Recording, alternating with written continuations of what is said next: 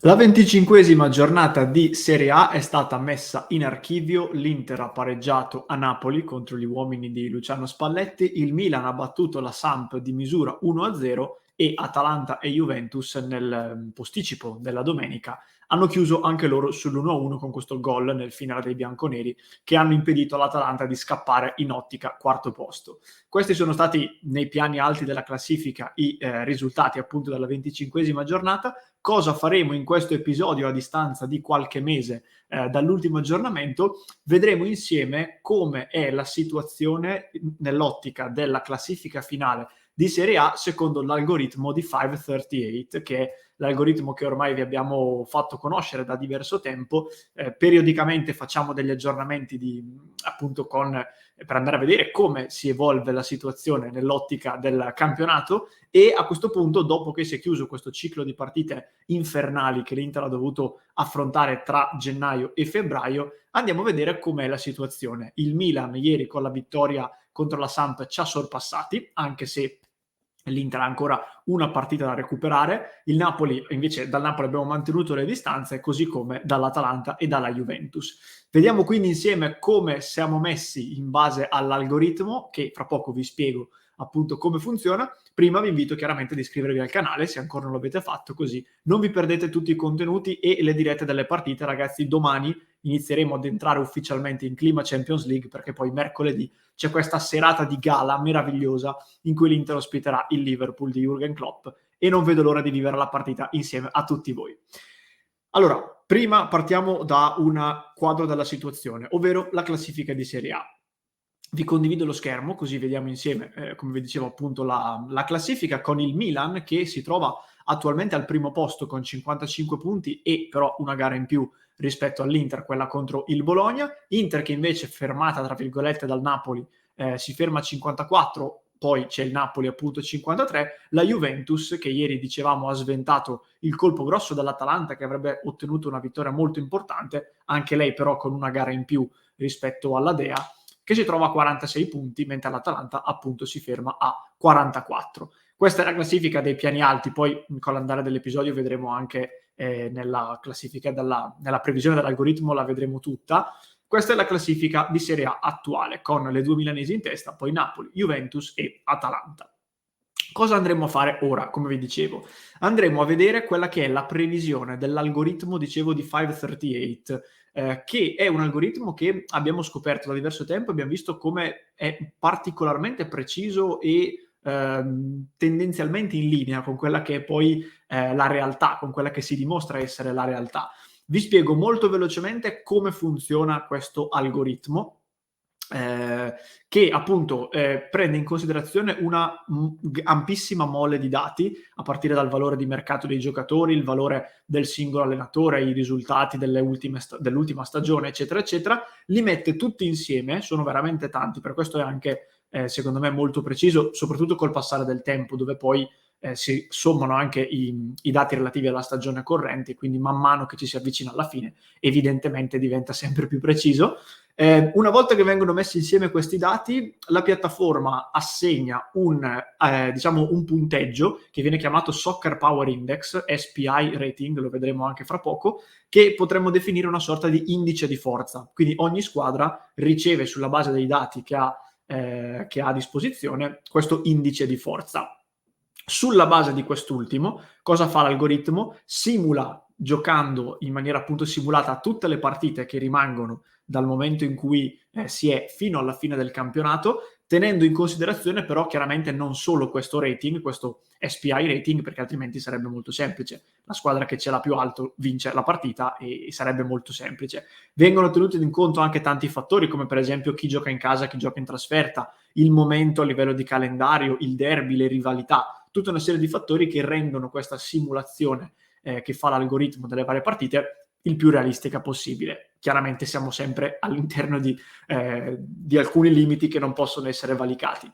Una volta che viene fatta tutta questa simulazione, viene assegnata una percentuale ad ogni singola squadra relativa a tutti i vari possibili piazzamenti di classifica disponibili. Quindi nel caso dell'Inter, per esempio, si fanno tutte queste simulazioni, viene assegnata una percentuale sulla vittoria dello scudetto da parte dell'Inter, una percentuale sull'arrivo seconda in classifica, sull'arrivo terza, quarta, quinta, eccetera, eccetera. Da qui, chiaramente, in base alle percentuali che sono state assegnate alle varie squadre, si stila la classifica, che è quella che vedremo tra pochissimo.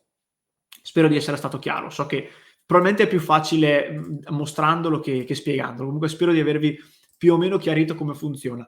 Vi faccio vedere a questo punto 3 diversi algoritmi. Il primo è, sempre appartenenti alla piattaforma 538 ovviamente, il primo è quello di inizio stagione, quindi a bocce ferme, tutte le squadre a 0 punti, come venivano classificate in vista del campionato dall'algoritmo. La classifica finale era questa. Quindi ad inizio stagione, nonostante tutte le vicissitudini della sessione estiva di mercato, l'Inter comunque veniva messa in testa alla classifica, quindi era considerata la squadra con la più alta probabilità di vincere il campionato. La percentuale dello scudetto la vedete sulla destra, l'ultima in fondo, ovvero il 27% per l'Inter. Seguiva poi la Juventus al 22%, l'Atalanta 17%, il Napoli a 12%. Curioso che il Milan, attualmente capolista, era solo al 10% e veniva messa addirittura come quinta in classifica. Poi venivano la Roma, la Lazio, il Sassuolo, la Fiorentina, eccetera, eccetera. Quindi ad inizio stagione la previsione dell'algoritmo a bocce ferme, diciamo, era questa, con l'Inter capolista.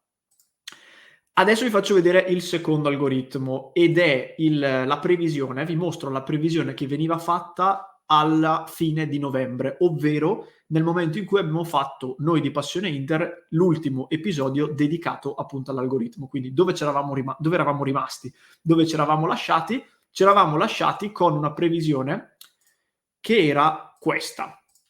Quindi dopo qualche mese di stagione, in particolare l'Inter veniva dalla vittoria in casa contro il Napoli e dalla vittoria in trasferta contro il Venezia. Dopo queste ultime 2 partite, dove ancora la vetta della classifica, se non erro, non era stata raggiunta sicuro e forse non era neanche così vicina. Non eravamo a 1-2 punti, se non ricordo male. In ogni caso, l'Inter veniva data come ancora la favorita, con il 45% di possibilità di vittoria. Il Napoli, che invece aveva scalato la classifica a fronte del crollo della Juventus, che come vedete è passata da seconda a quinta.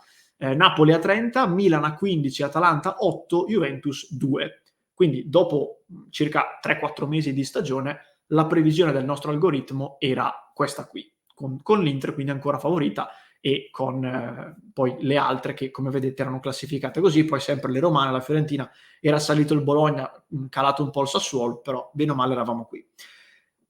Arriviamo a questo punto al momento clou, ovvero alla previsione dell'algoritmo di 538 al 14 di febbraio, insomma alla data odierna, dopo l'ultima giornata di campionato che, come dicevamo, ha visto ufficialmente il sorpasso del Milan ai danni dell'Inter, anche se, lo ripetiamo, con una partita giocata in più e un Inter che, secondo quelli che sono i risultati recenti, sembra essere un pochino infrenata, almeno dal punto di vista dei risultati, perché comunque è arrivato qualche pareggio in più rispetto agli ultimi mesi, frutto anche degli avversari molto forti che abbiamo affrontato.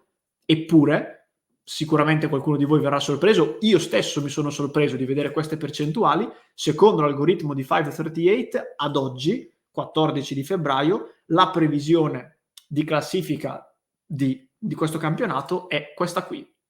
Quindi l'Inter, nonostante il secondo posto, nonostante tutto quello che abbiamo detto, viene data come favorita assoluta della vittoria, addirittura con il 70%.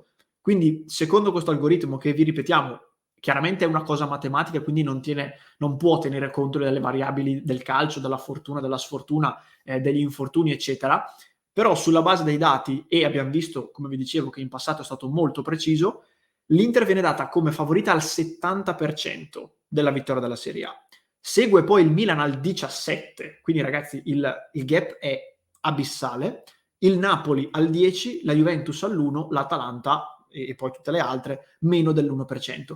Non riesco solo a capire da cosa dipenda il fatto che la Juventus viene messa come quarta col 50% di possibilità di essere qualificata in Champions, mentre l'Atalanta quinta con il 52%, ma qui credo che sia dovuto appunto ad un mix di dati, di percentuali. Io poi adesso ci interessa il giusto, però mi era parso un po' curioso questo dato.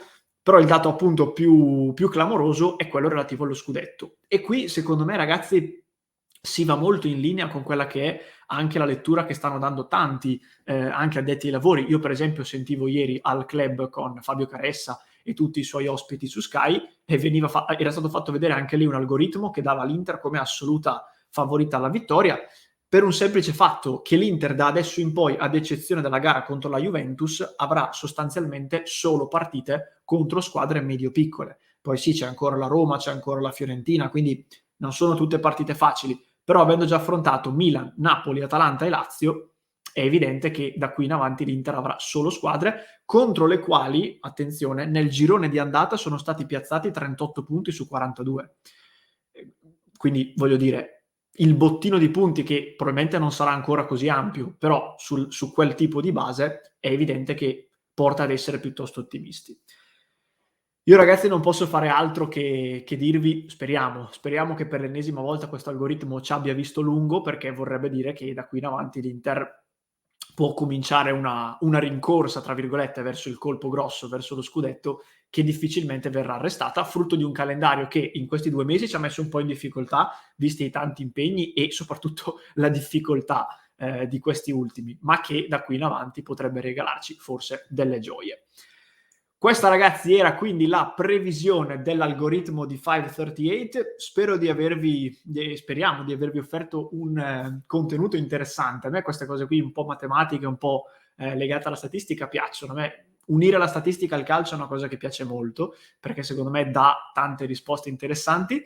Se siete arrivati fino a questo punto dell'episodio, iscrivetevi al canale se ancora non l'avete visto, fatemi sapere cosa ne pensate lasciandomi innanzitutto l'emoji della medaglia d'oro, perché se arriviamo primi la medaglia d'oro è nostra, mi sembra chiaro. L'emoji della coppa la useremo probabilmente nei prossimi episodi quando parleremo di Champions, è per questo che vi chiedo quella della medaglia d'oro. Fatemi sapere quindi cosa ne pensate nei commenti, se anche voi avete questa idea, se vi è piaciuto questo tipo di contenuto, così magari periodicamente torneremo a proporvelo. Vi ricordo poi che se volete sostenere il nostro progetto e consentirci di portarvi ogni giorno appuntamenti, episodi, video, podcast, dirette, eccetera, eccetera, potete sostenerlo, il nostro progetto, su www.passioneinter.club o direttamente sul canale YouTube. Il vostro sostegno, ve lo diciamo sempre, per noi è davvero molto, molto importante. Per il resto ci vediamo tutti i giorni, come sempre, in diretta su YouTube e su Twitch. E se vi è piaciuto questo contenuto, lasciateci anche un mi piace, che male non fa.